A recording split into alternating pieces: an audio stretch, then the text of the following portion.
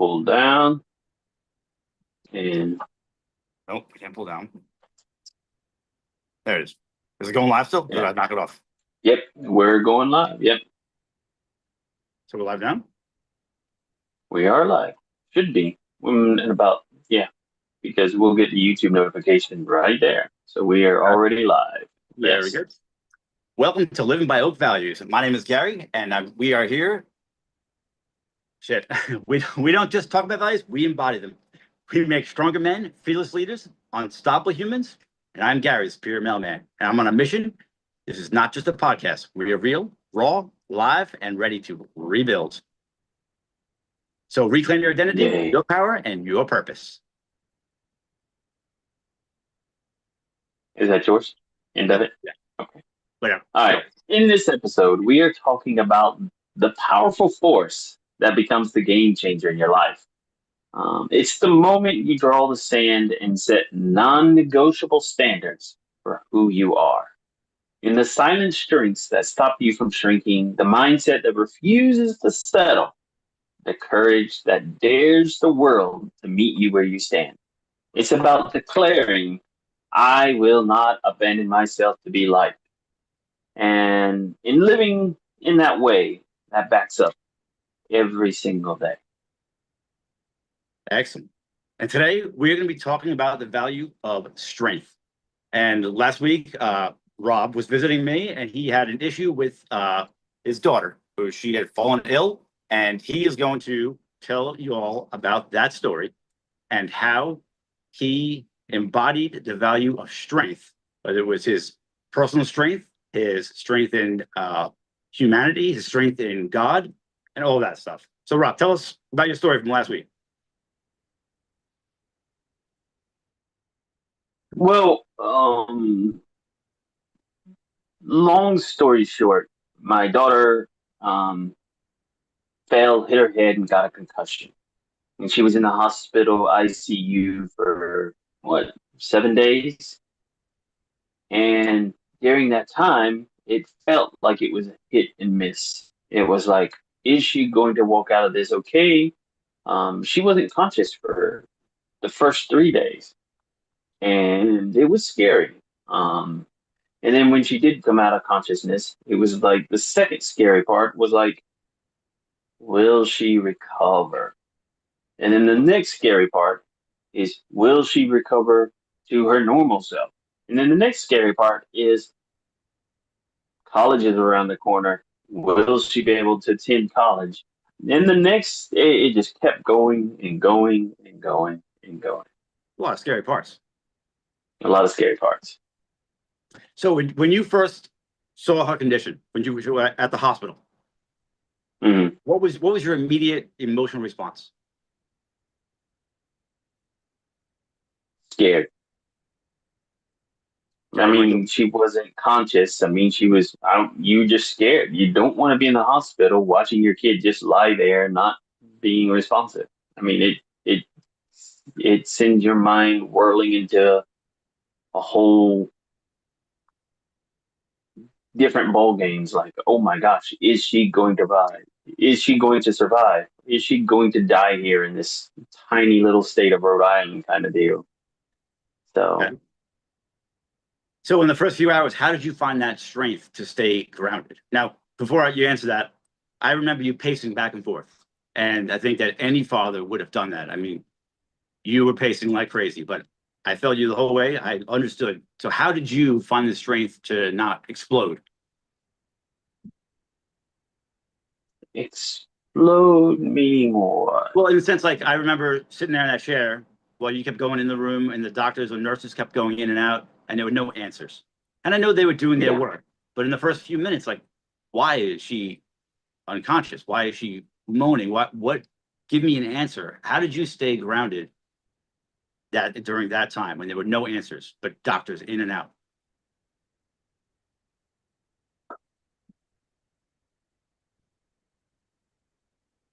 I don't know. Grounded is the right word. Okay. It's faith more than being grounded. It's what's that? Faith. Okay. Can you tell me about the faith that you had then? Like what? So you're a God-fearing man. What, Mm, where did your faith come eh, in when this happened? I mean, you go to church and your daughter is an intelligent human being who's going to college soon, and boom, this happens. How did God let this happen? Where's your faith at right now, or at that moment? how does that question is wrong? Okay, You can't ask that question. we just did, and we're live. Yeah, I know, but just to assume how did God let this happen is the wrong question. You should even it's not about that. Okay, what's it about? And it's not it's kind of like it it's not that type of faith that you have. You have to have faith that these people will do the best that they can. Okay, And and that's what I God was trying to gave get them to. the wisdom to do it, not why did God do this? That that doesn't add up. Okay, and that's the answer I was looking for. Right? You could have gone either way with that, but it doesn't add up to you. Okay, so you had Yeah, faith that the doctors and nurses knew what they were doing, and they would take care of the situation. the best that they could. Yeah. Right. Okay. Fair enough. Okay. Hmm. So how did you control your monkey mind during this whole thing? Or did you not have monkey mind? Were you calm?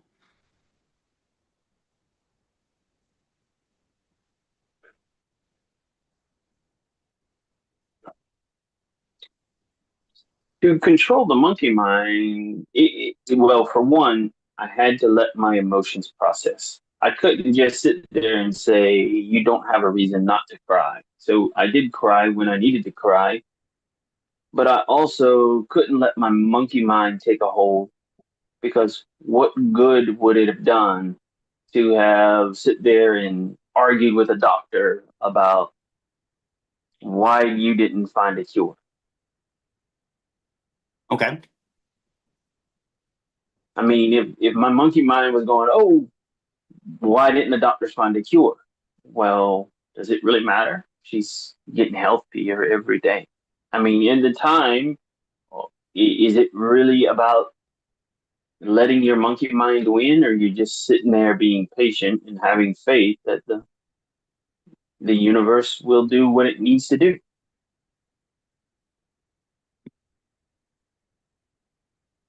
I think it's the latter about having patience with the universe. But I asked you that question because a lot of people that we work with have monkey mind, and it takes Mm-hmm. over or it takes control. So how was it that you managed to allow the universe to just let this unfold and end the way or get to where it was going to go without losing your mind?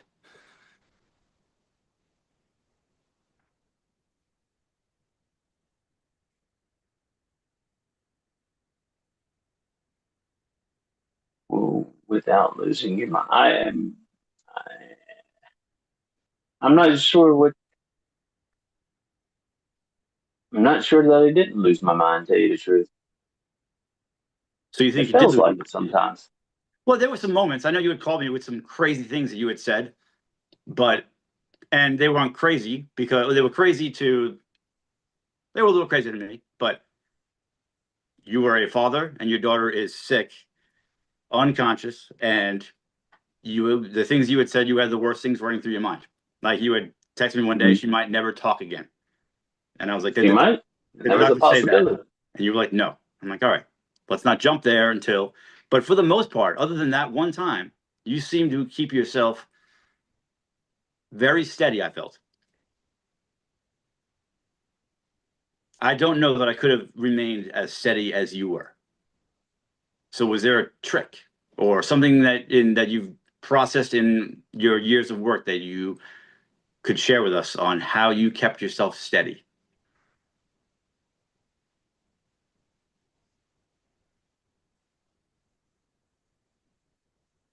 Uh, yeah, I don't know how I kept myself steady. Okay, fair enough. I mean, you're right. I mean, I don't know. just going around and saying, well, is that really, no, I don't try not to tell myself stories. I don't know, but Okay. I did tell myself stories, so I can't say it was 100% successful. Hmm. Okay. So my next question then is, how did this experience? Do you have more you want to tell before I ask more questions, or no? What I want to tell. Why don't you tell the listeners how she's doing now, or if you want, whatever. And then I'll. Well, she's doing better now, but I chalk it up to more to how many people had to pray for her. Because I called a lot of people to pray for her. There was a lot of people who prayed for her. And besides having the concussion after effects, where she wakes up and has migraines really, really, really bad. And she's doing much, much better. So, and knock on wood, she's heading off to college. So hopefully she won't have any major mind meld problems. So Okay. knock on wood, hope she's back to normal. We'll Well, see what PT does next week. So okay. Sounds good. So then, now that she's getting much better, how has this experience reshaped your definition of strength when it comes to being a father and as a man?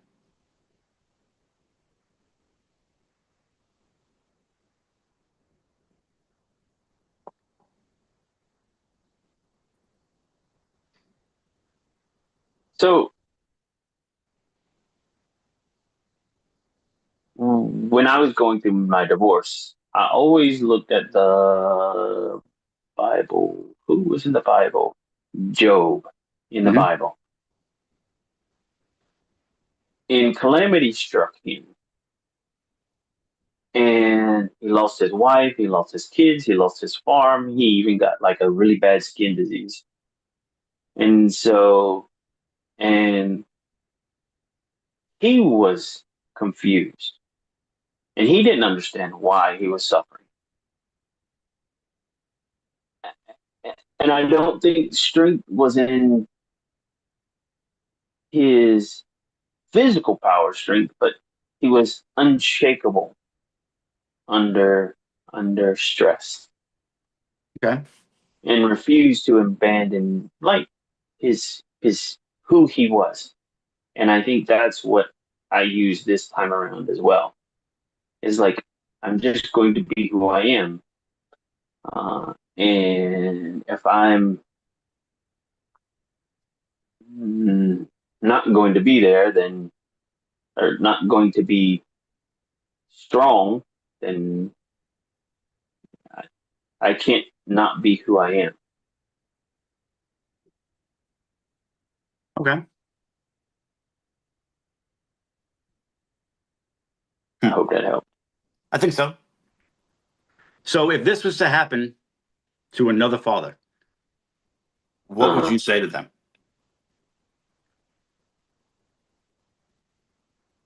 Breathe and reach out to people who are willing to empathize with you. Okay. Sometimes just knowing that there are other people, other men, other groups of people that are there to pray for you and talk to you, and it's like you're not alone. Strength isn't a solitary number. It's also strength in relationships and friendships and people to talk to. Hmm. Okay.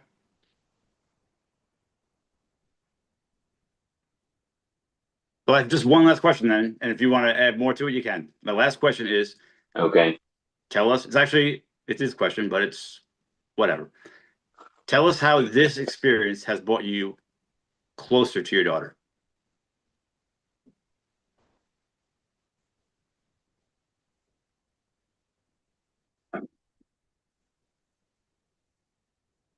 Well, I think it has brought us closer, but that's also a story I'm telling in my head. But it's because I think I stood there and was by her side and was as we put it, is like a masculine rock. I mean, the time she was hurting, empathizing with her Mm. during her pain and such. And I think it has brought us closer together. So I'm not like 100% sure, but it feels like it. How about that? Okay. That works. I Um, mean, the story you told me earlier, or the story, but what you told me earlier about you guys texting all the time now, and she's just mhm. out texting you without you texting her first, and that was new. Yes. So you Yeah, were that was new. that right there. That tells me that's closer. When I get a text from my daughter and I haven't had to text her first, I always get excited. I feel that, and that can be a story, but I feel like that's her being close to me. Hmm. So, Hmm. well, overall, I think you did a good job last week. I think you held yourself very well, and you should be proud of yourself as a father. Okay. Telling you that's you could have lost your mind, and if you did lose it, I didn't really see it. So So what would that have looked like to you then? What what would would what look like? losing your mind look like? The first day in there, you had no answers, and I had to sit there and wait with my daughter while you paced back and forth, and I wanted answers. And whether you Hmm. wanted them or not, right there and then, oh, you said you had the faith that the doctors were going to do the best that they could. I was like, what's going on? Hmm. Where are the answers? Why has she been like in that room for 6 hours right now? And then I had to go home, and I texted you before I went to bed that night, and I was like, any word? No. Like, all right, now she's been there for 12 hours. There's no word. Like, really? I was like Yeah. starting to lose my mind. I'm like, I don't get it. Mm. But they were working, and they don't, I guess they don't keep you up to date on every single thing while they're working it out. They don't want to say, hey, we narrowed this down, this down, this down. We think it could be this, and this. We're going to do this, and that. You don't need to know that. It's not, that would be mumbo jumbo to you. So then eventually those Yeah, a answers. lot of it was. Yeah. And the only thing they really told me is that they were doing tests to narrow down what it wasn't. And so they would come back with tests like a drug test or like I can't remember what was the other test I told you. And it would be it's not this, but that doesn't tell me what it was. Right. So, and then they would have to do another test to eliminate something else. And yeah, it's confusing, but I don't know enough about medicine. And is it really worth my effort to get bogged down in the weeds? I was already stressed out on other stuff to worry about what exactly the exact diagnosis of. Right. It just wasn't. Maybe my brain just couldn't handle it. I don't know. Okay. I just didn't have the processing power in my head to to to care that much Okay. for what exactly it was versus just get her well, more or less. All right. Well, like I said, So, I think you held your own very well.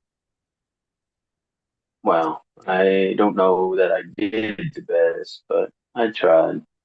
I cried a lot, so Nothing wrong with that. yeah, So, yeah.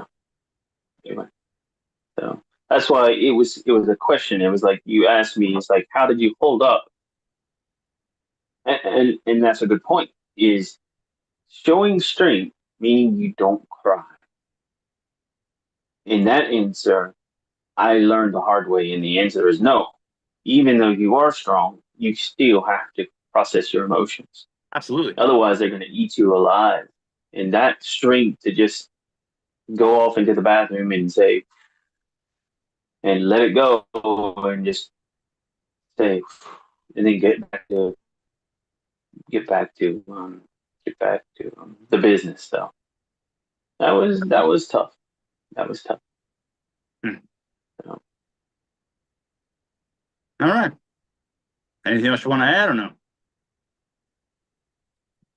I'm trying to extend it just a couple more minutes longer, but I don't have any more questions. So. Still have a closing part. So Oh, true. Yeah. anyway, so that's a wrap. And remember, guys, values are not claimed. Oh. They are earned. They are built on choices when no one is watching. So whether you're rising or retreating, remember honoring your worth and not selling short. And you are worth showing up for. Oh, and big things are starting to happen. Conversations that are cutting deeper than ever. We're doing more new episodes that are live, unfiltered guests. We're going to go live at different times throughout the week. We're practically turning it up to 11. We're going to be louder, bolder, and we want you in the room because your story matters. Excellent. And we embody real values. We want to change your life. We want to elevate others. So book a one-on-one session, master your emotional mindset. And don't forget to follow me, Superior Mailman, on YouTube and TikTok. And remember, we have every Thursday, we have our men's group at 7 p.m. Eastern time. Go to the website and is it still under events? Should be, right? I didn't look into that. Yeah, sure. All right. If it's not, we'll be straight on that. I'm pretty sure it is. It's just got the wrong date on it.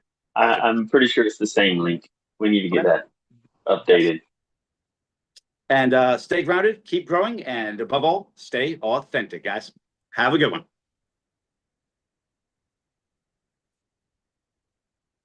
You can just hang up the Zoom.